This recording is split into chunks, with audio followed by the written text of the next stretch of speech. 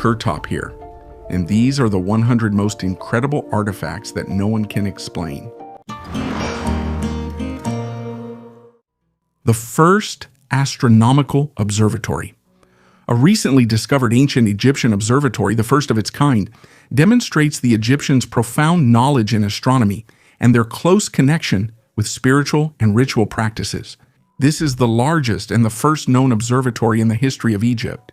The remains of a 6th century BC structure were found 3 years ago during excavations in the ancient city of Buto, now known as Tel El Farain, in the Kafr El Sheikh Governorate. Everything we found exceeded our expectations, said Qassam Ghanim, director of the Kafr El Sheikh Antiquities Authority and head of the archaeological mission. Archaeologists discovered the ruins of an L-shaped mud brick building covering an area of about 850 square meters. The eastern entrance leads to a place where sunlight illuminated the observation point for the sun and stars, where the priest astronomer stood.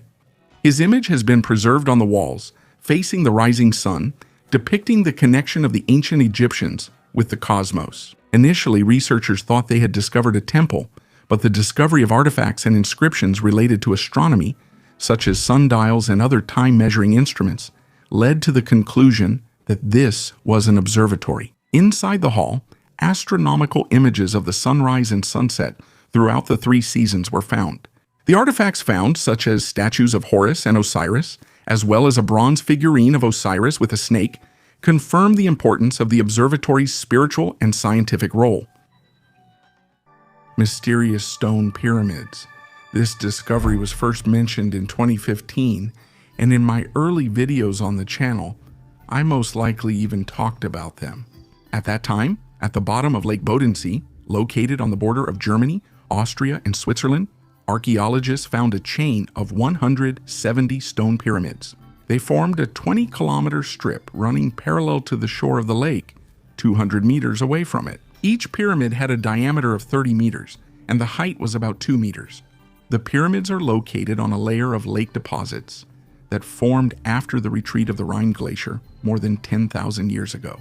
Now, archaeologists have more modern equipment to study ancient sites, especially those located in hard-to-reach places. With the help of an excavator, they dug up one of the pyramids to reach the stone layer. There, they also found wood showing signs of rudimentary workmanship. Thanks to this wood, archaeologists were able to at least somehow date the pyramids. So far, there are several theories about how ancient people used the pyramids. These could have been cult structures or a kind of crypts for burying people. But maybe it's much simpler. They could have been ancient houses or fish traps. The team of archaeologists plans to return to Lake Constance soon to study the next stone pyramid. This might provide additional information for dating and explaining the functions of the mysterious monuments. We know that archaeologists can accidentally discover something insignificant there that could completely explain the origin of the ancient pyramids. Enough with the underwater finds already. Let's better deal with the marriage scam in ancient Egypt. The tunnel to Cleopatra's tomb. There have been legends about Cleopatra's tomb for decades, if not hundreds of years. Every archaeologist wants to find the mysterious tomb. There are many legends about it, but no one has ever seen it. But maybe now, the long-awaited event will finally happen, and the discovery of this tunnel will be the very key to Cleopatra's tomb. At a depth of 13 meters beneath the temple of Taposiris Magna, a tunnel carved into the rock has been discovered. It is believed that this tunnel will lead archaeologists to the place where Cleopatra and her beloved Mark Antony are buried. The giant tunnel, 1.5 kilometers long and about 2 meters high, resembles the Greek Eupalinian tunnel on the island of Samos. This tunnel ranks among the top engineering feats of the classical era. The Temple of Taposiris Magna, whose name means the Great Tomb of Osiris, is located near the Egyptian city of Alexandria, which in ancient times was the capital of the country. Historians claim that Cleopatra planned to be buried with her beloved in the Temple of Taposiris Magna to recreate the ancient legend of Isis and Osiris. According to all sources, in all likelihood, the remains of Cleopatra should be in this temple. If this turns out to be true, it will be the greatest archaeological discovery of the 21st century. It's not just a tomb. This is possibly the burial place of the last pharaoh of ancient Egypt. Cleopatra ruled from 51 to 30 BC. Archaeologists also discovered several important artifacts inside the temple, including coins bearing the images and names of Queen Cleopatra and Alexander the Great, along with a number of headless statues and statues of the goddess Isis. Let's hope that very soon we will find out the exact burial place of Cleopatra and Mark Antony. While archaeologists are trying to make one of the most important discoveries, we will head to Peru. There, even more interesting finds await us. The discovery has rewritten the history of alcohol. The process of alcohol distillation goes much further back than previously thought. New excavations in the tomb of Liu He, the 9th emperor of the Western Han Dynasty, have shown that 2,000 years ago in China, people already knew how to produce distillate. Scientists found a bronze vessel called the Heavenly Pot, which served as a key part of a device for distilling wine. Before this, historical texts indicated the appearance of such technologies only during the Yuan dynasty, that is, 1,000 years later. Liu He, despite his short reign, left behind an impressive legacy. In addition to the distiller itself, the oldest painting of Confucius was found in his tomb, as well as thousands of armor components made of iron, copper, and lacquered materials. All of this testifies to the high level of craftsmanship during the Western Han period. An experiment with a replica of the bronze vessel showed a distillation efficiency of over 70%, while preserving the taste and aroma of the beverage. It was originally thought that this vessel might have been used for perfumes or medicine, but now it is clear its main purpose was the production of alcohol. The results of the study help us better understand the evolution of brewing and distillation practices, complementing historical records and revealing the potential of early Chinese inventors. The Band of Holes in Peru. In the Pisco Valley in Peru, there is a mysterious place known as the Band of Holes, or Monte Sierpe. It is a narrow strip of land, 14 to 20 meters wide and about 1,500 meters long, covered with thousands of shallow pits. Their exact purpose remains a mystery, although scientists have put forward many theories. The site first gained fame thanks to an aerial photograph by Robert Schiller, published in the 1930s in National Geographic. For a long time, archaeologists avoided Monte Sierpe. It was only in the 1950s that Victor von Hagen studied the pits and suggested that they were empty graves, estimating their total number at 5,000. Later, John Hislop put forward the theory that the pits were used as storage facilities, similar to those found in other parts of Peru. Each hole is about a meter in diameter and up to a meter deep. They are made in different ways. Some are dug into the embankment, others are surrounded by stone walls. Modern research, including a detailed map created with a drone in 2015, has shown that the strip of holes consists of 5,000 to 6,000 pits, divided into blocks with unique patterns. Nearby are Inca roads and the remains of storage facilities, and the ceramics found indicate their origin from the 15th century when the Incas conquered the Chincha people. Archaeologist Charles Tenesh believes that the pits may have been used to measure agricultural tribute that local farmers gave to the rulers. Other scholars, such as Jean-Pierre Prosant, believe that the line of holes may be even older. He believes that the pits may have been used to store fertilizers, such as excrement. To this day, the line of holes remains one of the most mysterious archaeological discoveries in Peru. Who created it, why, and how still remains a subject of debate and ongoing research. Crocodile heads in the tomb. The Theban necropolis, located on the west bank of the Nile opposite Thebes in Upper Egypt, was used in ancient times for the ritual burials of most pharaohs. During another excavation at this site, Polish archaeologists found crocodile heads in the tombs of Egyptian nobles. These were the tombs of Cheti, an important official during the reign of Pharaoh Neferpitre Mentuhotep II, and of some anonymous high-ranking official. In these tombs, 9 crocodile heads wrapped in cloth were discovered. The heads were not mummified, as was usually done in ancient Egypt. The crocodiles belong to the species Crocodilus niloticus, a large crocodile that inhabits the freshwater rivers of Africa. Unfortunately, the crocodile skulls were incomplete. In some cases, there were jaw parts, in others, skull fragments. The fact is that the first excavations at this site were carried out more than 50 years ago, And at that time, animal bones were not as highly valued by archaeologists and researchers. And if they found bones, they would just throw them into a pile or burn them. At that time, it was believed that animal bones had no value. It was much easier to find a mummy and sell it to collectors, or process it into powder and sell it as medicine. Gold jewelry has always been valued throughout history, but who would want a crocodile skull that's thousands of years old? In ancient Egypt, crocodiles were worshipped in the form of the god Sobek. Sobek is associated with the Nile or West African crocodile and is depicted either as a full crocodile or as a man with the head of a crocodile. A once-in-a-lifetime find. Archaeologists in Britain discovered a unique and very rare artifact in a woman's burial from the early Middle Ages.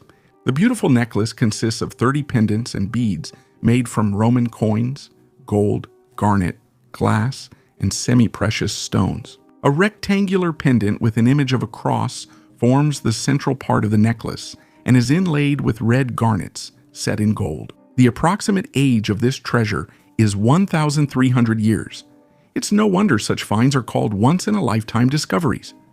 Finding a similar piece of jewelry again is an almost impossible task. In the past, each piece of jewelry was made as a one-of-a-kind item and used a unique combination of materials. Interestingly, this necklace is only part of the collection of burial goods. The find was nicknamed the Harpole Treasure after the place where it was discovered, and it is one of Britain's most important discoveries. Similar necklaces have been found in Britain, but they are all very different from each other, for example in Northampton. In 1860, the Desborough necklace was found, which is now in the collection of the British Museum. At the moment, restorers are looking for traces of organic remains. According to ancient burial rituals, which I have also already mentioned, in England women were buried on beds, so archaeologists are trying to find the remains of the bed. During this time, the skeleton has completely decomposed, leaving only tiny fragments of tooth enamel. Judging by the jewelry, the woman was very influential in her time. She could have been a priestess at a temple or a member of the royal family. But while this find can be more or less explained, no one can explain the mysterious Book of Enoch. Chinese emperors used to steal? Chinese emperors believed that jade could grant immortality, so they ordered themselves to be buried in special suits made of jade plates, fastened together with golden threads. Ancient chronicles mention such burials, but for centuries, no one found any evidence of their existence. Many believed it was just a myth. Everything changed in 1958 when near Mount Lingshan, soldiers blasting a rock to build a bomb shelter accidentally discovered the untouched 2,000-year-old tomb of Liu Sheng, a ruler of the Western Han Dynasty, and his wife Du Wan. These tombs turned out to be real underground palaces, filled with tens of thousands of relics, weapons, vessels, and even jade incense burners.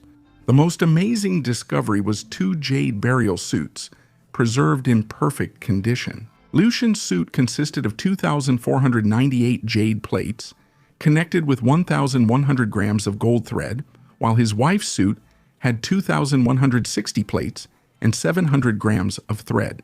These outfits completely followed the contours of the bodies, including face masks.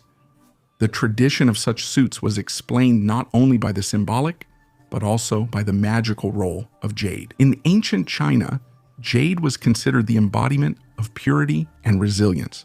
It was regarded as a sacred material. According to beliefs, it could protect the body from decay. Special significance was given to the 9 orifices of the body: the eyes, ears, nostrils, mouth, genitals, and anus, which were sealed with jade plugs to ensure immortality. However, discoveries have shown that the theory did not hold true.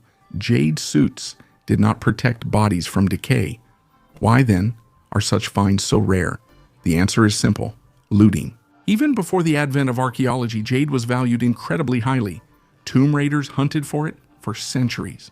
Tombs were burned, the suits were dismantled, and the jade plates were sold or melted down. Over time, the looting became so widespread that in 222, Emperor Wen of Wei issued a decree banning the use of jade suits. He put an end to a 400-year-old tradition, acknowledging that immortality in this form was impossible. Although the idea seems grand, the end of the tradition turned out to be both tragic and ironic. Emperor Wen was determined enough to put an end to this vicious cycle. And perhaps it was precisely because of this ban that we were able to see genuine jade suits centuries later. A grand discovery in Egypt.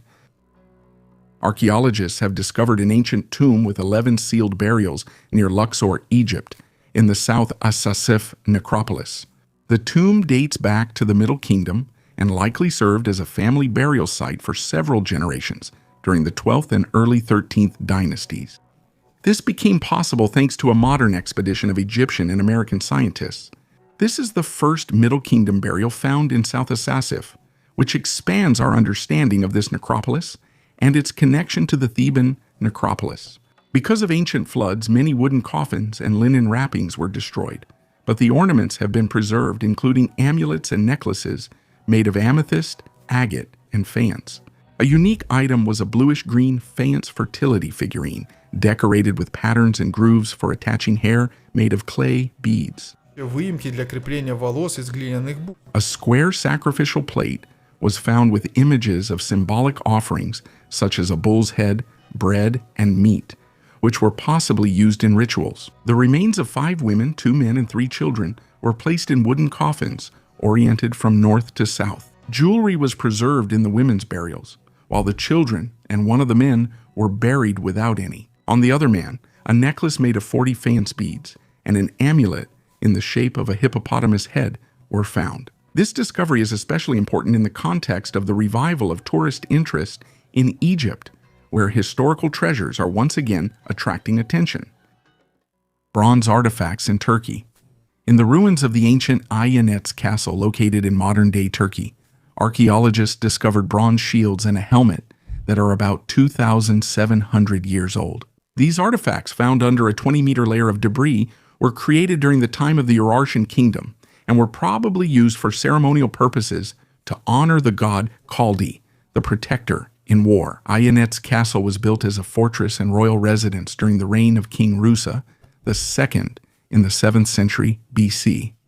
However, it stood for only about 20 to 25 years before it was destroyed by an earthquake. Recently discovered bronze shields and a helmet were found in the ceremonial hall of the castle. The decorations on the helmet and the intricate patterns on the shields confirmed that they were used in religious rituals. Other bronze items had previously been found at this site. Many of them are dedicated to Kaldi, the chief god of the Urartians, who was believed to protect them during battles. Despite minor damage, the artifacts are well preserved, and restoration will help fully restore them. Ayanets Castle continues to be the richest source of Urartian-era bronze artifacts in Turkey, and each discovery provides more information about the culture of this ancient kingdom. Winged demon on an ancient seal. In Israel, a 2,000-year-old stone seal was found with the image of a winged figure and inscriptions in ancient Hebrew. The discovery near the southern wall of the Temple Mount dates back to the First Temple period. The seal is made of black stone and is decorated with an inscription that translates as "For Yehuazer, son of Hoshayahu." Archaeologists noted that this is one of the most beautiful seals found in Jerusalem. The seal depicts a winged figure dressed in a striped shirt and a headdress. According to Assyriologist Dr. Philip Vukasovich, such winged demons are found in Neo-Assyrian art of the 9th to 7th centuries BC and served as protective magical figures. The seal probably belonged to a high-ranking official of the Kingdom of Judah and served as an amulet and a symbol of authority. It reflects not only Assyrian influence but also the owner's connection to the local Judean culture. The ancient Romans left behind an incredible architectural legacy. Their large-scale projects, bridges, roads, aqueducts, and, of course, majestic buildings still amaze us to this day. Among the most famous structures of ancient Rome are the Colosseum, the symbol of the city, and the less well-known, but no less impressive, the Pantheon. The Pantheon is famous for its enormous dome, which remained unmatched in diameter until the 20th century. One of the key factors in the success of Roman builders was the use of concrete, or as they called it, opus cementitium. Roman concrete was a true revolution in construction. It was a mixture of sand, gravel, lime, and volcanic rock, which made it strong and durable. This material allowed the Romans to build not only massive, but also long-lasting structures, many of which have survived to this day. Interestingly, modern research shows a unique feature of Roman concrete: its ability to self-heal. When microcracks formed in the material, the interaction of water and volcanic ash led to chemical reactions that sealed these cracks. This became one of the main secrets behind the incredible durability of Roman structures, which have lasted for thousands of years. While modern concrete begins to deteriorate after just a few decades, Roman structures made using this ancient technology are still standing today. The earliest use of fire for cooking humans first learned to make fire about 200,000 to 400,000 years ago. At least, that's what was previously believed. Archaeologists from the Steinhardt Museum of Natural History at Tel Aviv University made a sensational discovery. They claimed to have found evidence that our ancestors cooked food over a fire about 780,000 years ago. The ability to cook food is actually a major breakthrough in the evolution of our ancestors. After hominids learned how to heat treat food, it gave them a boost for brain development. Previously, it took them much more time to chew and digest food. After heat treating food, meat became softer and was absorbed by the body much faster, which allowed them to spend more time building settlements and exploring new territories. They had a lot of free time that needed to be filled with something. At this point, the brain would kick in and start actively coming up with ways to entertain themselves. You're probably wondering how archaeologists managed to figure out that the earliest cooking over a fire happened 780,000 years ago. What could they have found that allowed them to draw such a conclusion? At the archaeological site of Gesher Benot Yaakov in Israel, they found charred teeth of a large fish. By analyzing the tooth enamel, they were able to determine that the fish was gradually exposed to heat. Most likely, it could have been baked or boiled. Charred stones were found nearby, indicating that there was a hearth here. It's so fascinating to imagine that almost 1 million years ago, our ancestors cooked fish on stones or in an earth oven, just like we do now on a grill or barbecue. The Kensington Runestone. This mysterious stone was discovered in 1898 in central Minnesota. It's a beautiful piece of stone with many ancient Scandinavian letters engraved on it. Yes, Scandinavian letters in North America. Archaeologists and historians puzzled over the dating of the Kensington stone for a long time and determined it to be from the year 1362. Could it be that ancient Vikings managed to reach this place in the 14th century? This discovery greatly interested the local Swedes and Americans living in Minnesota. But linguists were not so pleased with the discovery. About 100 years ago, experts almost unanimously stated that what was written on the stone was a 19th century text.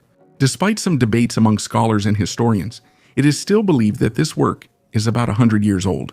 So why does the dating indicate the 14th century? And who is right? Could it be that historians here also don't want to agree that this stone is older than it seems? Otherwise, they'll have to rewrite history again, and many historical events that fit so well into school textbooks right now. And as we know, humanity is in no hurry to write the truth, so as not to cause panic among people. If ancient Scandinavian texts could still be read, then with the Mayan script, things are much more complicated. How did they remove the brain before mummification? So many people have talked about mummification in ancient Egypt. One of the most important steps in preparing the body for mummification was removing the brain of the deceased. And in all the history textbooks and movies, we were told that embalmers removed pieces of the brain through the nose. To confirm or refute this theory, archaeologists have to repeat a similar procedure in our time. This work was done by archaeologist and chemist from the University of York, Stephen Buckley. However, he conducted the experiment not on humans, but on dead sheep.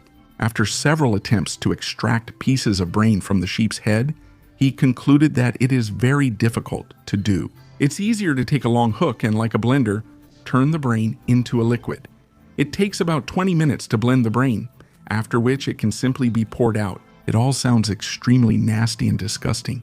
However, thanks to such experiments, we can learn how certain processes happened thousands of years ago. And believe me, this isn't the creepiest thing scientists have to do. Interestingly, during embalming, priests didn't always remove the brain. During the 18th dynasty and earlier, the brain remained inside the mummy. Besides mummies, ancient Egypt is also remembered for its magnificent tomb paintings. The oldest burial in Malaysia. In Malaysia, archaeologists have discovered more than a dozen ancient burials, up to 16,000 years old. The discoveries were made in the Nenggiri Valley, about 215 kilometers north of Kuala Lumpur. These caves may soon be flooded when a reservoir for a hydroelectric power plant is created, which is planned for 2027. If this happens, 20 square miles of land will be submerged. Most of the skeletons found belong to the pre-Neolithic culture of the region. Some scientists associate this culture with the Hobinian hunter-gatherers, known for their distinctive stone tools found throughout Southeast Asia. It is also suggested that these people used wild plants, many of which became the basis of the region's modern flora. Archaeologists have found 16 skeletons in 13 caves at 4 different sites. Most of them were buried in a squatting position, which is characteristic of the pre-Neolithic period. However, one of the skeletons was buried in an extended position, and it is about 6,000 years old. In addition to the skeletons, more than 71,000 artifacts were discovered, including stone tools, pottery, and ornaments. One of the key discoveries was a complete human skeleton in the Gua Keladung Kechel cave. It is about 14 to 16,000 years old. This is the oldest and most complete skeleton found in Malaysia. Among the burial items were stone tools, crystals, and hematite minerals. A headless Maya statue. In recent years, all discoveries from Mexico have been related to the construction of the Maya train railway. I've already mentioned several times in previous videos how many interesting things the builders have managed to discover. This time, they found a decapitated statue the size of a person, 1 meter 65 centimeters tall. Archaeologists believe that the limestone statue is Yam Kib, which translates as the god of the phallus or fertility. It depicts a captive who was taken during a military conflict. Prisoners of war with high status were sacrificed, while ordinary warriors were used as slaves. The sculpture was found in the ancient city of Ashkintok on the Yucatan Peninsula. In the Mayan language, the name of the city means Stone of Three Suns. The settlement existed from 250 to 900 AD. It was first described in the 16th century. Near the city, a huge cave system was previously discovered where, according to archaeologists, local tribes hid from Spanish colonizers. The last mentions of this city were in the year 1500 AD. Most likely, the city ceased to exist around that time. Archaeologists cannot yet name the exact reason why the city became extinct. Ashkintok is a very important and unique place. There are many engravings and inscriptions preserved here that tell us about events of the past. Thanks to the deciphering method of the Soviet scientist I mentioned, we ourselves are able to read about the events and people who were here more than 500 years ago. Visiting an ancient Mayan structure is one of my goals for the coming years, and when I do it, I will definitely tell you about it and show you. The face of a 19th century vampire.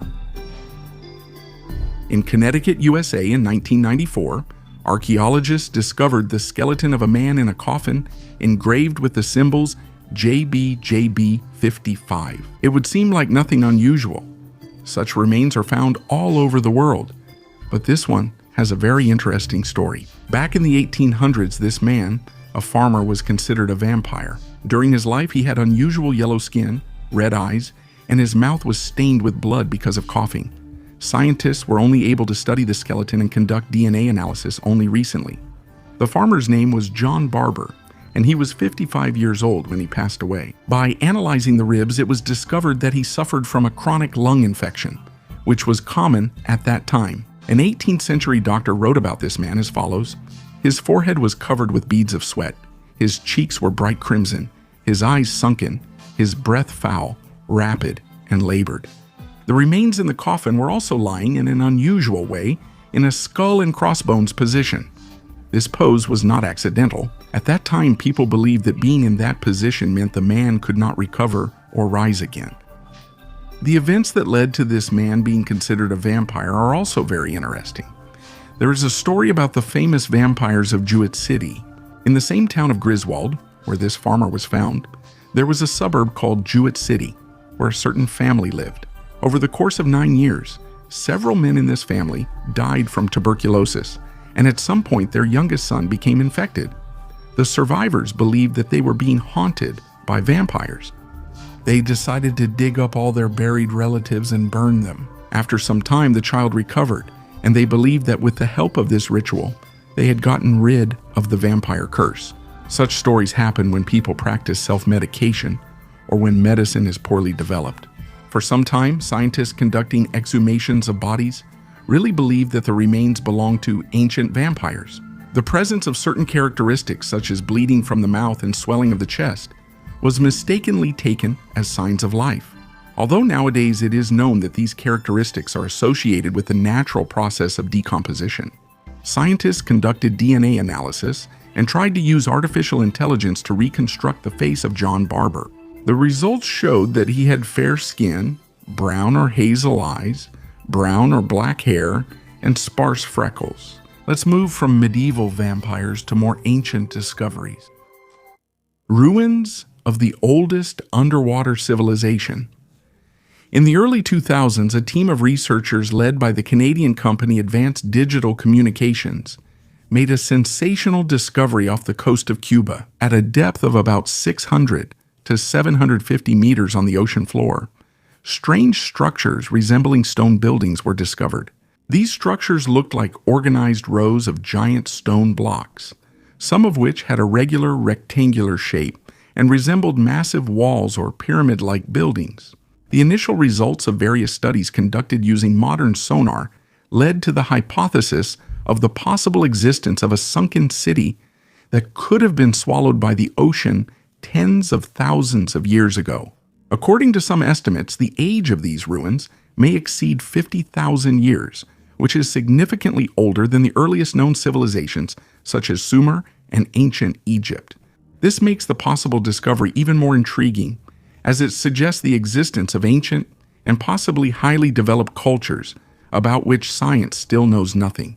Some scientists believe that these ruins may represent the remains of an ancient city built before the last ice age, when the sea level was significantly lower. There is a theory that this area could have been inhabited by ancient peoples who were later forced to leave their homes due to the rising sea level.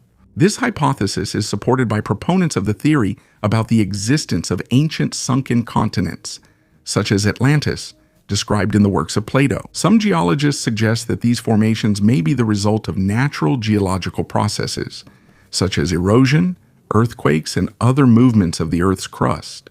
Further research and analysis of the underwater ruins off the coast of Cuba require significant resources and time. Let's hope that the authorities will find the means to study these ancient ruins. Continuation of the story about the lead sarcophagus. I have already talked about the lead sarcophagus in one of my videos, and promised to tell you more about the study of this interesting discovery. Opening the sarcophagus was interesting and led to an unexpected development. Inside one of the sarcophagi were the remains of Canon Antoine de la Porte, who died in 1710, and in the second, archaeologists discovered a skull that had been sawed open. It was the skeleton of a noble-born horseman. His skull was artificially deformed in childhood, and after his death it was cut in half. The sarcophagi were discovered during restoration work at Notre Dame Cathedral. Over its many years of existence, the cathedral has undergone restoration several times, and only thanks to the epitaph were scientists able to identify the remains of Antoine de la Porte, who was 83 years old at the time of his death, and died on December 24, 1710. He was quite wealthy, and in his time financed the reconstruction work of the cathedral. Fortunately, all his bones, hair, and even his beard have survived to this day. Archaeologists are not yet able to determine exactly who the second person was. Preliminary findings suggest he was a rider of aristocratic origin, between 25 and 40 years old. He did not serve in the church and died around the 16th century. It is unusual that he was embalmed before burial, which was a very rare practice in those years. His skull may have also been sawed for this procedure. Next to him in the coffin, the remains of many different plants were found, and during the burial, he had a wreath of flowers on his head, which once again proves that he was not an ordinary person. However, scientists from Greece have put forward the theory that people are capable of hibernating for weeks or even months. You will learn more about this later. The artifact that must return home, the bust of Nefertiti, created around 1345 BC, remains one of the most famous archaeological discoveries and the subject of endless debate. Discovered on December 6, 1912 by German Egyptologist Ludwig Borchardt in the workshop of the sculptor Thutmose, the bust is a 47-centimeter figure made of limestone and plaster painted in bright colors. Borchardt described the find as absolutely astonishing, but its history quickly became entangled in disputes over ownership rights and the ethics of its removal from the country. The excavations were carried out in the ancient city of Akhetaton, modern-day Tel El Amarna, the capital of Pharaoh Akhenaten, who introduced the world's first monotheistic religion, the worship of the god Aten. The work was funded by the wealthy collector James Simon. When the bust was discovered, it immediately attracted attention. However, Borchardt, fearing that the Egyptian authorities might keep the find for themselves, allegedly provided them with unremarkable photographs of the artifact and kept it in dim light to downplay the significance of the discovery. After the division of the finds, the bust was taken to Germany, as was customary according to the rules of that time. It ended up in Berlin and in 1920 was donated to the state museums. Since then, the bust has hardly left Germany, except for its temporary relocation to the salt mines of Thuringia for safekeeping during World War II. Egypt has repeatedly stated that the bust was taken out illegally. In 1929, a possible return was discussed, but Adolf Hitler, who was devoted to artifacts, forbade its return.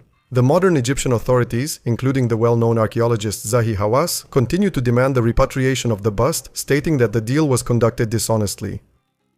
Spanish bronze barrel.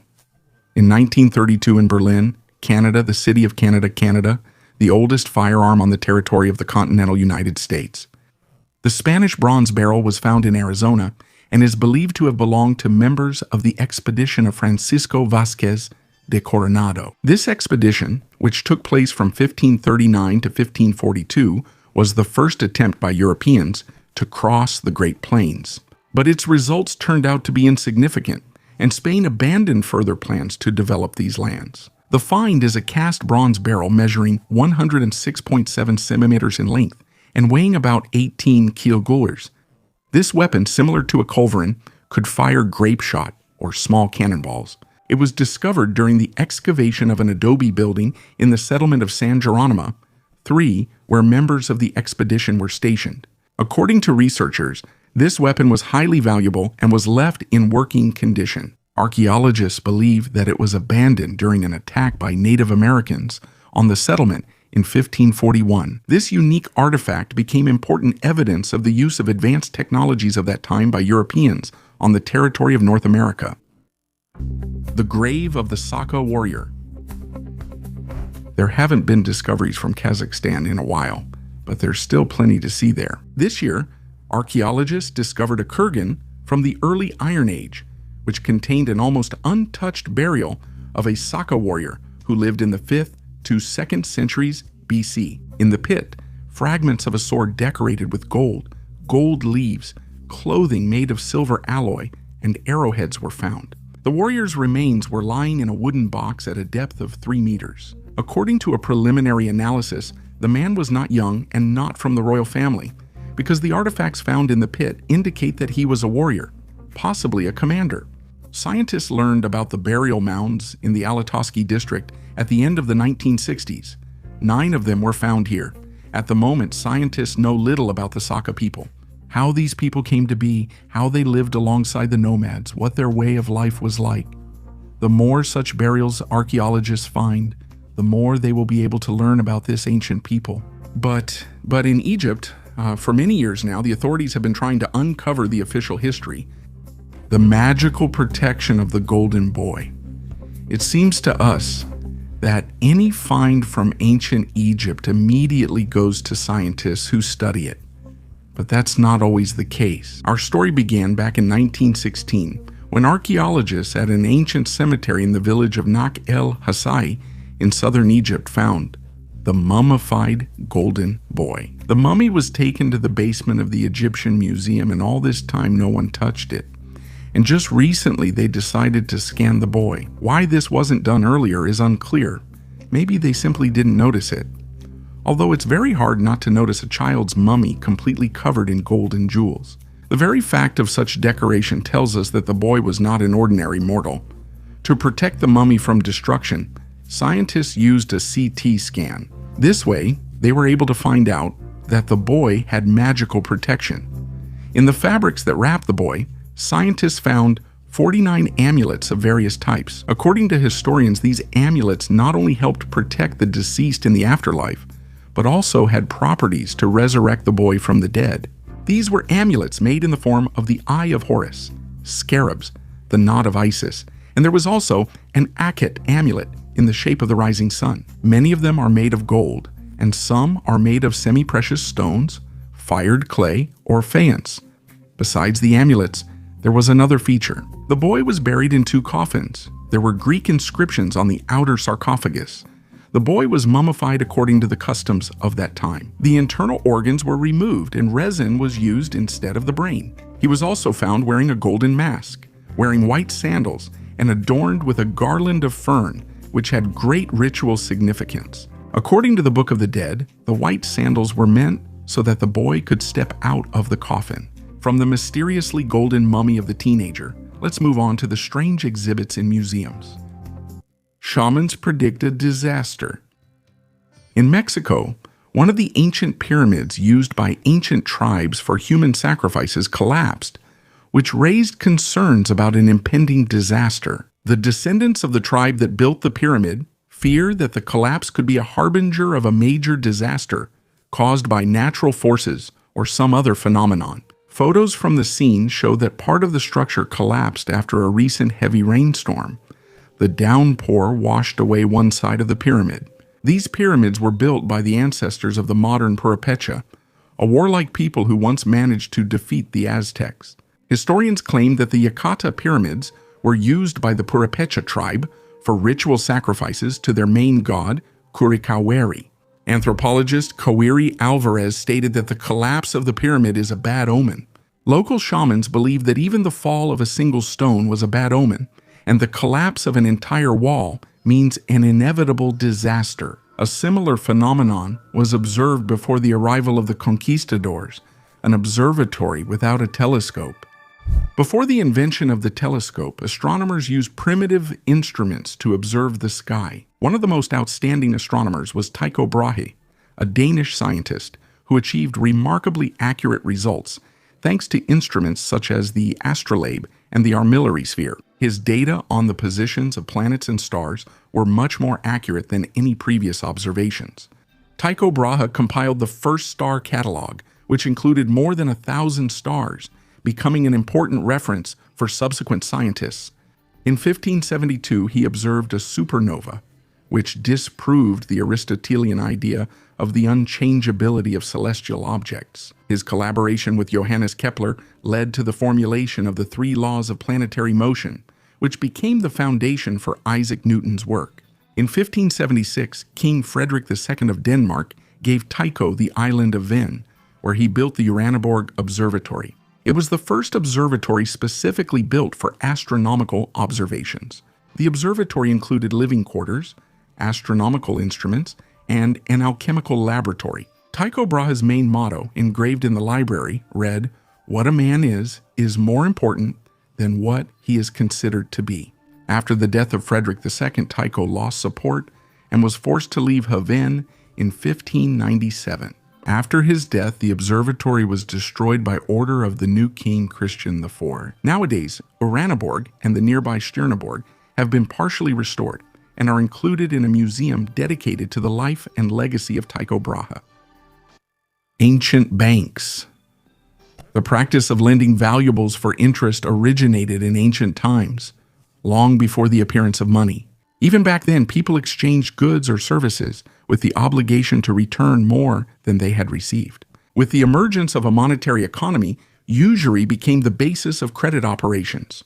In one of the oldest legal documents, the Laws of Hammurabi, compiled in the 18th century BC, there are already articles regulating usury. For example, the Babylonian laws limited the interest rate and prohibited collecting debts from people affected by natural disasters, which can be seen as an early form of borrower protection. Real banks, as full-fledged credit institutions, appeared in Babylon around the 8th century BC. These institutions provided services related to money storage, lending, and currency exchange. In ancient Greece, banking functions were performed by trapezites, people who were engaged in currency exchange. However, their activities were not limited to that. They opened accounts for their clients, provided loans, and even carried out money transfers. Thus, even then, banks played an important role in the economy. In ancient and medieval times, lending at interest was often condemned and prohibited by religions. Christianity and Islam actively fought against usury, considering it an immoral and wrongful activity. Nevertheless, the need for loans always existed, and people found ways to circumvent religious prohibitions. For example, in medieval Europe, Jews, who were not subject to Christian prohibitions, often became moneylenders, which made them an important part of the economic system of that time. The oldest trading settlement. On the west coast of the Arabian Peninsula, in Dawa, there is a complex of 5 early Bronze Age monuments. Archaeologists have been conducting excavations here for 10 years, and during this time they have managed to discover many valuable and interesting finds. Some of them confirm that there was an ancient trading settlement at this site, and according to several analyses, it is the oldest in the world. The archaeological finds include floor plans of various buildings, industrial infrastructure, and silver jewelry, which hold new stories of ancient trade. The settlement dates back to the time of al-Nar, which flourished approximately from 2600 to 2000 BC. Archaeologists have excavated the stone buildings of Dakwa, including warehouses, an industrial copper processing center, an administrative office, and religious houses. All of these structures are the first of their kind from prehistoric times to be found in Oman. Nearby, researchers discovered a mass burial. With the remains, we found a lot of local and imported pottery, soapstone, and jewelry. For making jewelry, silver was brought from the territory of modern-day Turkey. This proves that people in the Bronze Age were very intelligent and technologically advanced. More than 4,000 years ago, there were settlements on our planet that were in no way inferior to modern states. Even then, people were thinking hundreds of years ahead, constructing buildings and setting up production chains. And a little closer to our time, in ancient Egypt, people were branded. A magical amulet in Egypt. And once again, we will travel to ancient Egypt. Archaeologists have excavated 20 ancient tombs in the city of New Damietta. In one of the burials, archaeologists found gold items, statues of the cat goddess, and magical amulets. The burial was dated to 688 BC. This is approximately the 26th dynasty. The shape and material of the tombs varied, ranging from mud brick to simple pits. There were artifacts made of gold foil in the tombs. The foil was twisted into the shapes of ancient Egyptian gods, such as Isis, who was one of the most important deities. There were also gold figures of the cat goddess and the god Horus with a falcon head.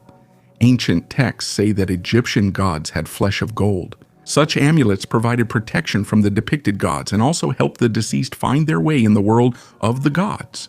In addition to gold amulets and figurines, there was a lot of clay pottery in the tombs. Miniature models of canopic jars were also found in the tombs, which were used to preserve the internal organs of the deceased during the mummification process. So far, archaeologists cannot give a definite answer as to whom the tombs belonged, but the number of valuable artifacts found here is simply astonishing. Relics of Michigan. Did an ancient advanced civilization ever live in Michigan, USA? James Scotford, a digger who found ancient artifacts in Edmore, Michigan in October 1890, tried to answer this question. Cups, figurines, and inscribed tablets closely resembled finds discovered in the Middle East. Other diggers in this region besides Scotford also made such finds. All the artifacts were sold off to dealers and collectors. But what's interesting is something else. The vast majority of historians and archaeologists claim that all these finds are carefully planned forgeries. They believe that the so-called artifacts were well thought out and copied from other artifacts discovered around the world.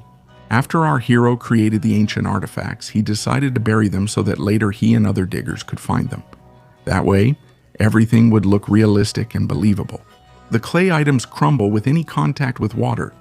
So how were they preserved underground for thousands of years? The ancient writings were chaotically written on the tablets, with no pattern or logic. The figurine contained copies of artifacts discovered in the Far East.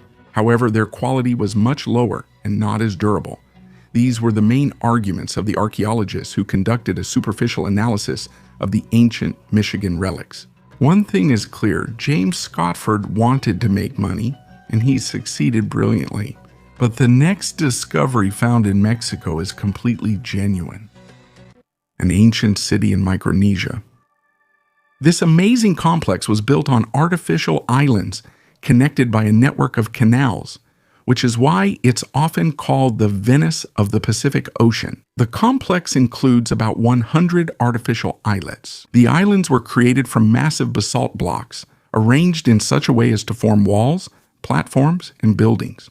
Each structure is surrounded by water channels, which makes this place even more mysterious and impressive. The age of Nan Madol is estimated to be about 1,500 years, but some studies suggest that the first structures may have appeared much earlier.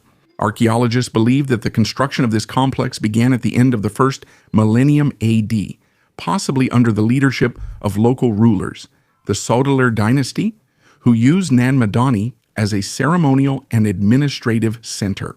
The main mystery of Nan Madani is how the inhabitants of Panape Island were able to build such a complex and massive city with limited technology and resources. Each basalt block used in the construction weighs from several hundred kilograms to several tons. Transporting and installing such heavy blocks would have required significant effort and knowledge. Basalt was quarried on the other side of the island, which meant it had to be transported across difficult terrain and water. Considering that the ancient builders did not have modern technology, this achievement seems almost impossible. Some researchers suggest that the stone blocks could have been transported using rafts and ropes. Others point to the possible use of a system of levers and ramps. However, none of these theories fully explains how the ancient Micronesians managed to lay and align these massive structures so precisely.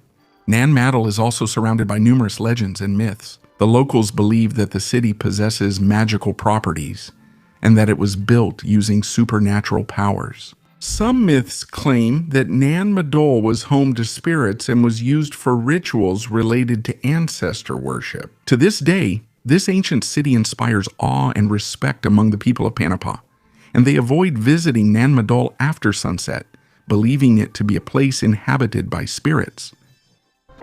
Realistic drawings of birds in ancient Egypt. When we evaluate the art of ancient civilizations, we are often very biased. We admire the drawings from those times because we take into account that art was not as developed back then, the conditions for drawing were completely different, and the artists did not graduate from art universities. If we objectively compare ancient drawings and modern ones, the modern ones look much more realistic and beautiful. But in our case, the drawings from ancient Egypt surprised scientists. Archaeologists studied a drawing by an ancient artist who depicted birds flying and perching in a green swamp on a fresco. The image is so detailed that modern experts were able to identify the species of birds that inspired the artist 3,300 years ago.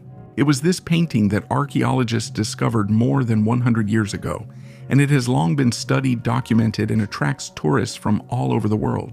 However, scientists have only now chosen to study the depiction of the birds in more detail.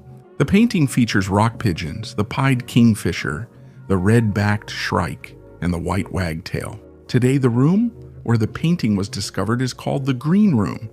Most likely, it was intended for the royal family so they could relax there. In ancient times, most likely, in addition to images of birds and flowers, the room was decorated with live plants and live music was played. When the frescoes were first discovered, they were very fragile. Unfortunately, specialists managed to create copies of them as drawings. At this point, they are completely destroyed. The rock dove and the pied kingfisher can still be found in Egypt all year round, while the white wagtail and the red-backed shrike are migratory birds. Ancient artists marked shrikes and wagtails with triangular markings on their tails, which these birds do not have in real life. Researchers have suggested that the artists may have drawn these markings to indicate that both species of birds visited Egypt only seasonally. remains of the hobbit. Thorin, as the archaeologists called him, lived about 40 to 50,000 years ago at a time when the last Neanderthals disappeared from the face of the earth. His remains were found in a cave in the south of France, where he was probably hiding from the bitter cold. In 2015, archaeologists discovered a well-preserved fossilized jaw with 31 teeth and finger phalanges. Interestingly, Thorin's teeth, despite being worn from active chewing, were in good condition. Analysis showed that this was an adult male, probably quite young, since Neanderthals lived on average about 20 years. The most striking thing was the genetic research. Thorin's DNA was very different from all known Neanderthal samples. This indicates an isolated population that's separated from the rest of the Neanderthals about 100 to 105,000 years ago. Interestingly, just 10 days' walk from this cave, there was another Neanderthal community, but according to the analysis, they did not interact. Researchers are pondering how Neanderthals perceived the world and why they were so isolated. Lack of sociability was their defining trait. At the time, about 10,000 Neanderthals lived worldwide. And over hundreds of thousands of years, they became isolated. They had a high rate of inbreeding, which is confirmed by numerous congenital anomalies. Finding one of the last Neanderthals is an incredible stroke of luck.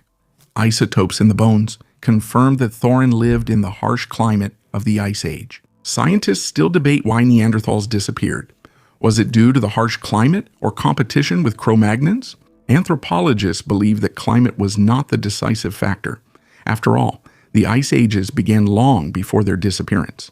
It is likely that the more advanced Cro-Magnons displaced them. Cro-Magnons were not opposed to interbreeding, and in the genome of modern humans there is Neanderthal admixture, while in Neanderthals, no traces of sapiens have been found. Interestingly, a fragment of bone with a scratched drawing, possibly depicting a mammoth, was recently found in the Bryansk region of Russia. This is a rare example that indicates the presence of visual art among Neanderthals, while Cro-Magnons left behind many works. A discovery near Stonehenge. The same find can be studied for centuries. Over time, archaeologists discover related finds, study ancient texts, or new technologies emerge for more detailed research. That's exactly what happened with the ancient tools discovered in 1802 near Stonehenge. These were millennia-old axes and polished stones. Tiny traces of gold were found on them. Scientists re-examined the axes and stones and discovered that this was a set belonging to an ancient jeweler about 4,000 years old. A repeated microscopic analysis of the axes and shaped cobblestones found in the grave revealed tiny traces of gold and signs of wear, indicating that they were used by a skilled craftsman for forging and smoothing gold sheets. The Bronze Age burial mound was excavated in 1802 near Upton Lovell in Wiltshire. Archaeologists were intrigued by the large number of pierced animal bones, which they then interpreted as the costume of an ancient shaman. However, flint bowls, 2 broken axes, and an awl made of copper alloy were found nearby, but these did not attract much attention from the archaeologists. The bones with holes seemed like a more interesting find to the scientists. Thanks to microscopic analysis, scientists were able to see tiny traces of gold on the stones, which by composition was identical to the gold of that era. These stones were used for leveling and polishing the precious metal.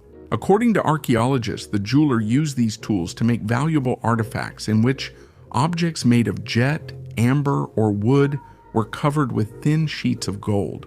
There are similar ornaments in museums that have survived since the Bronze Age. Archaeologists suggest that the flint bowls could have been used for mixing resin and glue, and with the help of an awl, the jeweler could create holes and patterns. This is how, over time, scientists were able to learn more about the discovery made 200 years ago. The sanctuary of Poseidon at Samikos. In Greece, among the thickets of wild olive trees, archaeologists found a possible sanctuary of Poseidon at Samikos. Archaeologists excavated the foundation of a rather large structure, 9.4 meters wide, with walls made of flint mortar, used for constructing structures. This museum houses the mortar. The preliminary remains are dated to the 6th century BC.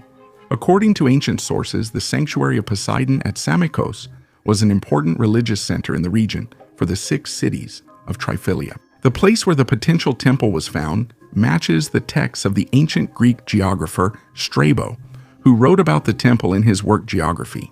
Samikum, or as it is also called Samikon, was an ancient city of the Middle and Late Helladic periods. Before excavation began, archaeologists spent years measuring and analyzing the soil. Based on the geographical anomalies at this site, one can expect a building at least 28 meters long, which had 2 inner rooms. The elongated large building can only be an archaic temple located on the site of Poseidon's sanctuary. The large marble vessel found here, imitating a bronze bowl, is characteristic of sanctuary inventory and is dated to the Archaic period. This discovery sheds new light on the political and economic significance of the Amphictyony and the Triphylian cities in the 6th century BC, when the sanctuary of Poseidon at Samikon served as the center of their religious and ethnic identity. Perhaps it's possible to talk about ancient Greece in the video without mentioning ancient Egypt. The mysterious pyramids of Sedinga. This complex, discovered by archaeologists at the end of the 20th century, includes more than 80 pyramids, making it one of the largest burial sites in the Nubian desert, which is in Sudan. The Sedinga pyramids were built during a period when Nubia was under the influence of ancient Egypt, and the rulers of the kingdom of Kush sought to imitate Egyptian traditions and infrastructure. Most of the Sedinga pyramids are small in size compared to the Egyptian pyramids, with an average height ranging from 3 to 7 meters. They were built from sandstone and brick and were used as burial sites for the nobility and members of the ruling elite. Archaeologists have found ceramics, jewelry, and also mummy remains in these pyramids, which indicates the high level of skill of Nubian craftsmen. One of the mysteries of the Sedinga pyramids is their large number in a relatively small area, which makes this complex unique. The construction of such a large number of pyramids may indicate the important religious and cultural significance of this place for the ancient Nubians. Sedinga was also a place of worship for the goddess Hathor, who played a key role in the religious life of Nubia. The Sabu disc, and this is one of the most mysterious artifacts of ancient Egypt, found in the tomb of Sabu, a descendant of Pharaoh Agib.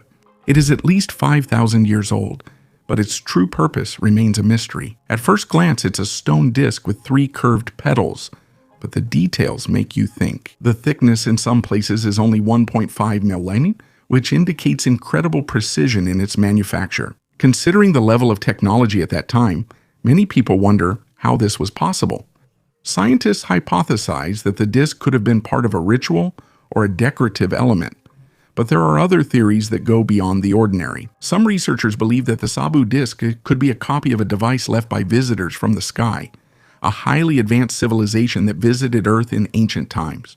The structure and shape of the artifact resemble modern aerodynamic devices or even components of complex mechanisms. The Egyptians may have considered this object sacred and tried to reproduce something they saw but did not understand. Some think the Sabu disc could unlock the secrets of ancient civilizations' contact with extraterrestrial intelligence. For now, these are just speculations, but the mystical aura surrounding this artifact continues to excite minds and invites us to delve into the mysteries of the past.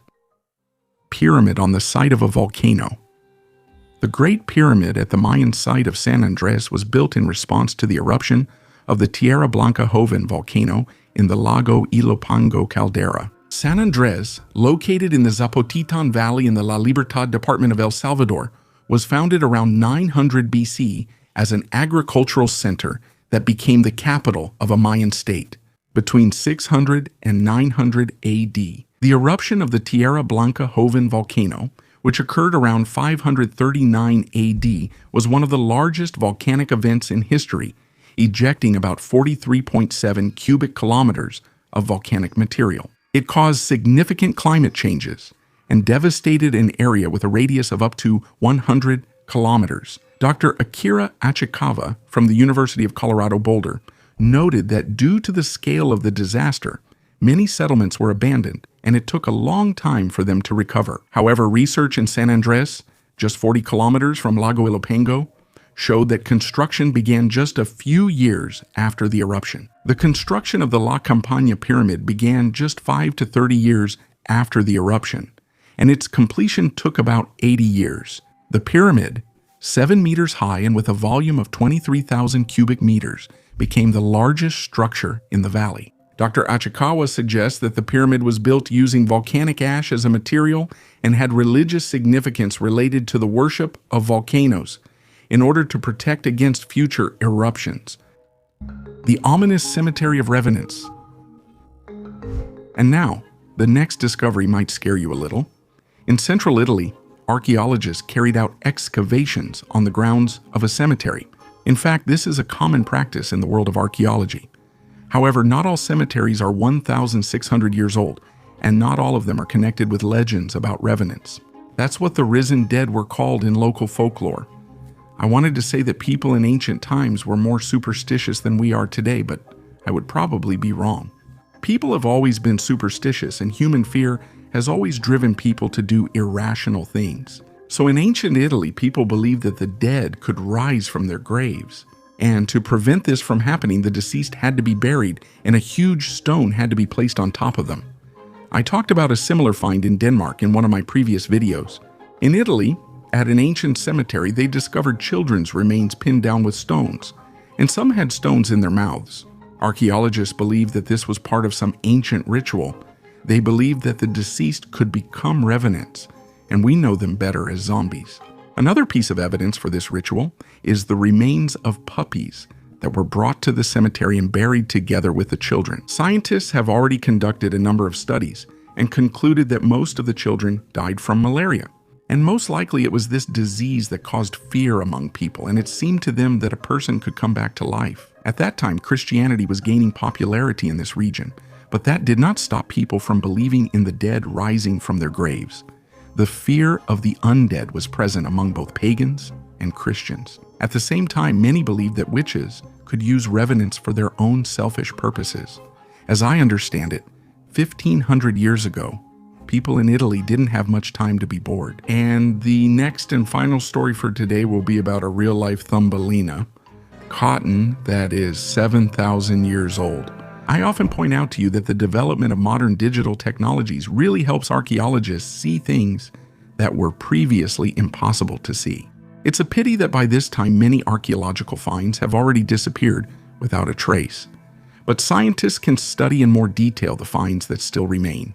For example, Israeli archaeologists have discovered the oldest traces of cotton in the Middle East.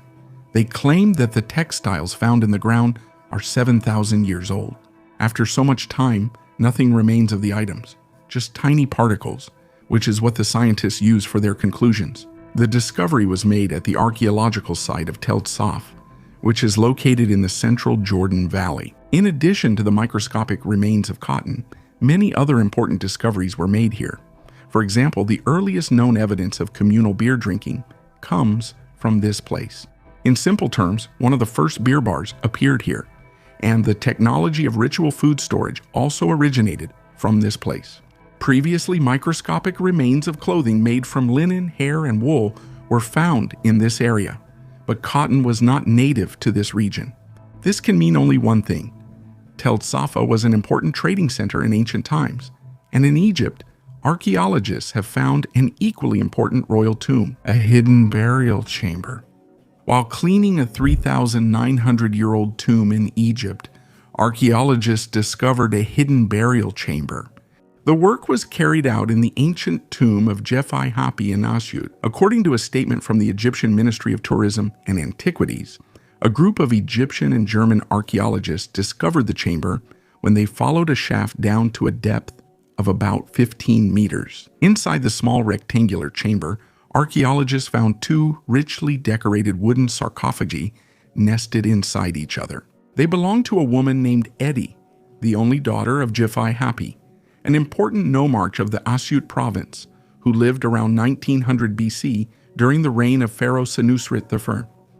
Photographs show a well-preserved, colorful sarcophagus. However, the chamber was robbed in ancient times, the mummy was damaged, and the canopic jars were destroyed. Despite this, archaeologists found some parts of Edi's remains. the sarcophagus lid, and carved figurines.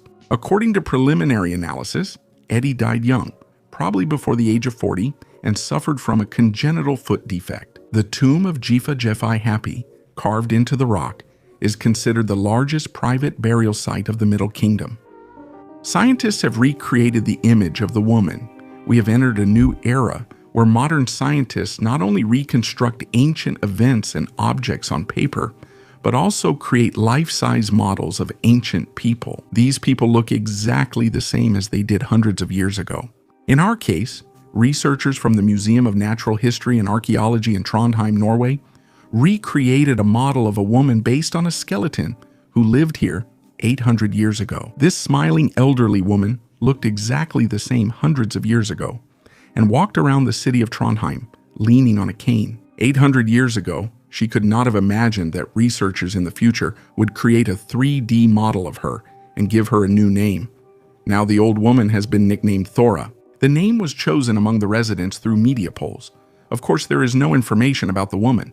All the data known about her only indicate the burial site and approximate age. And even this information is enough to make assumptions about who she was. At the end of the 1200s, there was a cemetery in Trondheim, in central Norway, where the remains were discovered. The cemetery was located next to the main street, where fairly wealthy people lived at that time, mostly craftsmen and merchants. Therefore, most likely, the old woman was from a merchant family and lived a fairly comfortable and prosperous life. For a long time, the elderly woman walked hunched over, leaning on a cane. She didn't have a single tooth in her lower jaw, which was considered normal for those times. The museum staff did a tremendous amount of work on the model. The best specialists were brought in to sew the clothes and do the makeup, in order to convey the spirit and warmth of those times as accurately as possible, so that museum visitors would feel positive emotions when looking at a person who lived and walked here 800 years ago. It's possible that one of the visitors is her great-grandchild. Norway is one of the favorite places on the planet for archaeologists. This country often delights us with new discoveries. One of them is a 700-year-old ship.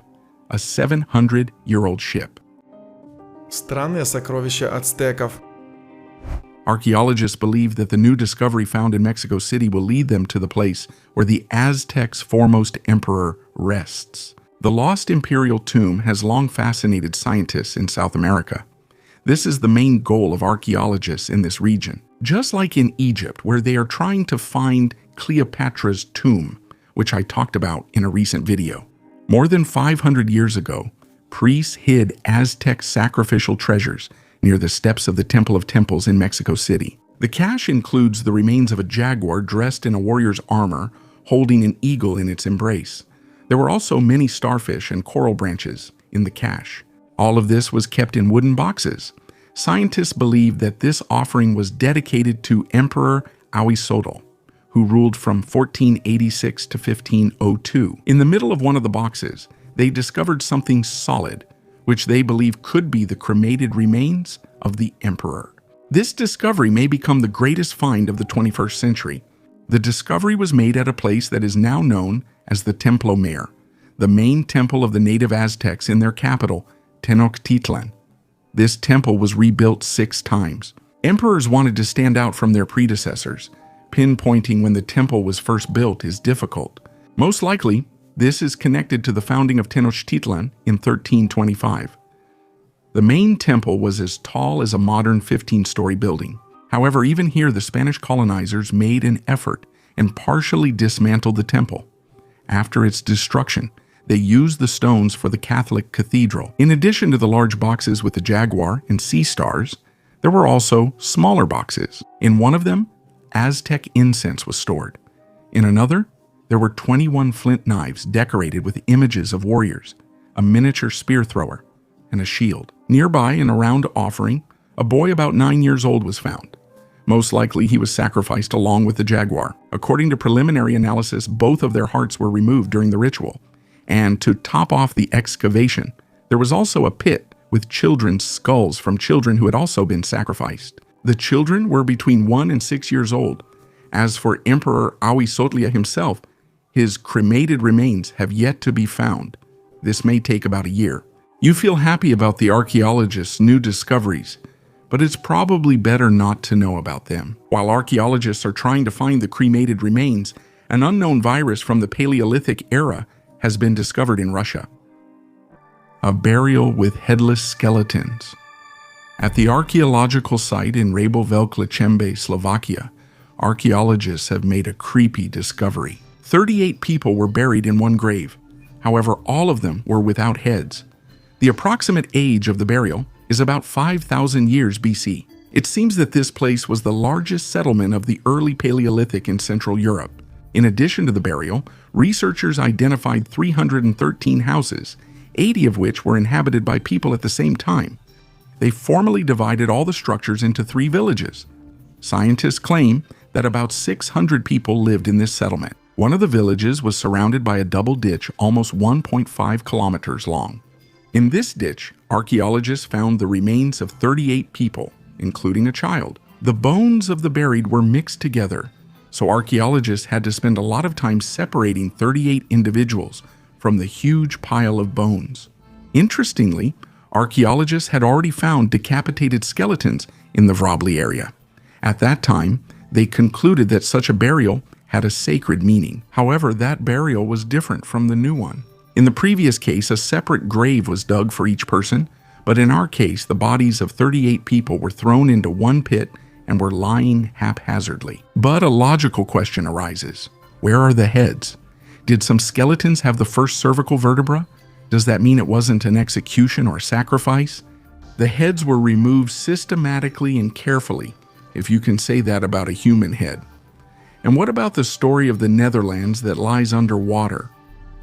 A rare canoe of the Maya Indians. I've already talked about the deciphering of the Maya script, and now let's take a look at the transportation used by the Maya. In the previous video, in case someone hasn't seen it, I already mentioned how, during the railway's construction, archaeologists keep finding ancient structures and artifacts of this mysterious civilization. This time on the Yucatan Peninsula in Mexico, archaeologists found a well-preserved wooden canoe. The canoe was discovered in a freshwater body called a cenote. It was completely submerged in water and yet was perfectly preserved. The swampy area helps preserve ancient objects very well due to the low amount of oxygen. The canoe is 1.6 meters long and 80 centimeters wide.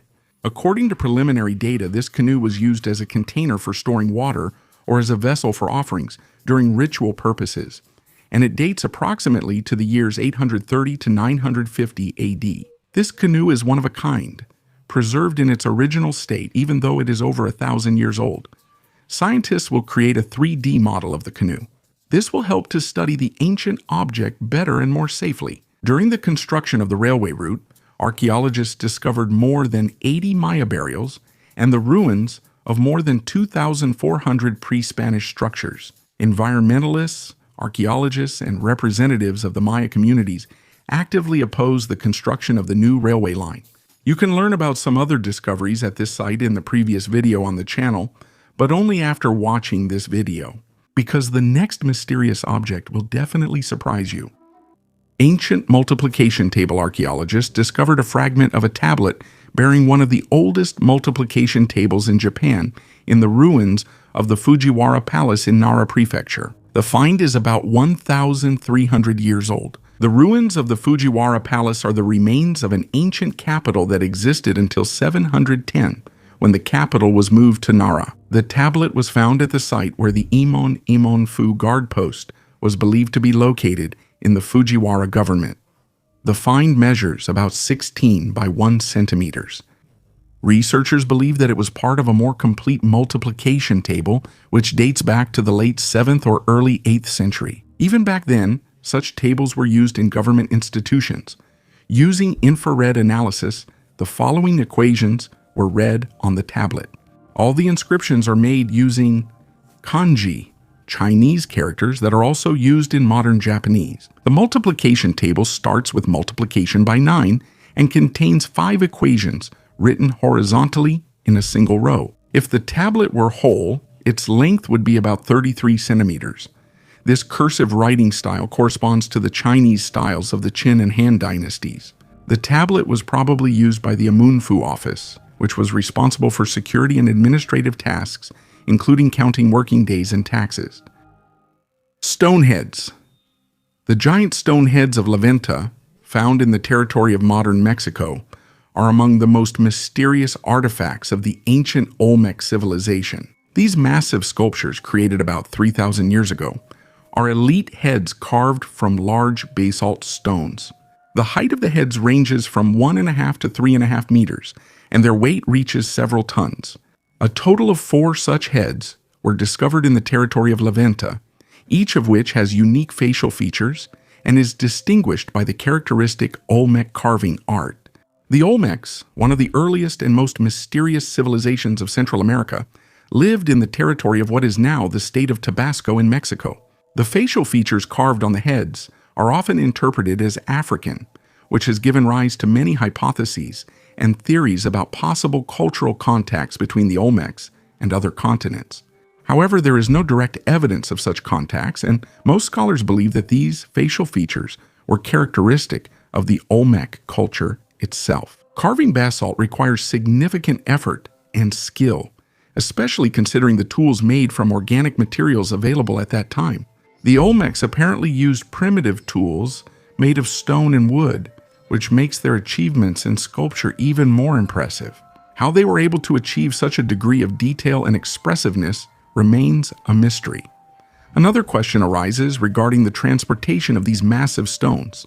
The basalt quarry is located in the Tuxtla Mountains, about 80 kilometers from La Venta. This means that ancient craftsmen had to move huge stone blocks through dense jungles and rugged terrain. The meaning and purpose of these stone heads also remain a subject of debate among scholars. Some researchers believe that the heads depicted rulers or important members of society, possibly a warrior or a priest, which emphasize their status and significance. The expressive facial features and unique elements of the headdresses carved on the heads could have symbolized strength and power. The oldest animation in history. If you thought before that animation was invented in the 19th or 20th century, then you are mistaken. Archaeologists found something similar to animation, and this artifact is estimated to be about 5,200 years old. The unique vase was discovered in 1967, but the image on it could only be examined just now. In the burnt city, at an archaeological excavation site in the southeast of Iran, researchers found a cup with burned red sketches of a jumping goat, which comes to life when the vase is spun. To be precise, in 5 consecutive images, the horned goat is jumping. Researchers believe that in this way, it is trying to eat leaves from the Assyrian tree of life. At least that's what it looks like if you spin the vase. You can see this vase at the National Museum of Iran. Persian potters in ancient times were fascinated by the movement of animals and came up with this kind of animation to capture that movement. This is how the first animation in history appeared. While in ancient Iran, people were trying to capture a goat in motion, in the territory of Germany, people in ancient times used a wishing well. What destroys historical memories? Historical monuments and the legend of King Arthur are so embellished that they now resemble a myth more than a real figure in the history of England. However, the medieval writer Geoffrey of Monmouth claims that King Arthur existed and was born in Tintagel Castle in Cornwall. This unique castle is built on cliffs, but due to climate changes, it is gradually being destroyed. Erosion was a problem in the 14th century, but in recent years, soil destruction has accelerated many times over. Specialists in England's historical monuments and buildings are already collecting donations for the restoration and preservation of the castle. According to their statements, by the year 2100, the sea level in this area will rise by 1 meter, and then the ancient castle will disappear, along with the history of King Arthur. Unfortunately, this is not the only site of historical value that could disappear without a trace. It's a good thing that the existence of our channel is not affected by climate conditions, because you can watch it from anywhere on the planet. Giant hearse. Archaeologists have discovered a unique funeral carriage in a double burial near the city of Dunfeng in northern China. The fragments of the hearse that were found, which is about 7 meters long and more than 2 meters wide, date back to the Liu dynasty era. Although part of the carriage was destroyed, many of the iron elements decorated with gold plating have been preserved in excellent condition. In the second tomb, archaeologists found more than 30 artifacts, including silver and copper ornaments, silver bells, and gilded bells. These findings will help to study the unique burial rituals of the Khitan, the founders of the Liao state. Interestingly, some scholars believe that the Russian name for China comes from the Khitan people. Stone giants in Kazakhstan. The Valley of Bowls on the Mangistau Peninsula in Kazakhstan is a mysterious place that amazes tourists and scientists with its unusual landscape. Here, there are huge stone spheres scattered across the steppes and slopes. Some of them reach several meters in diameter, which makes them especially impressive. One of the most common hypotheses about the origin of these unusual formations is a natural phenomenon related to geological processes. Researchers believe that the spheres could have formed as a result of so-called concretion processes.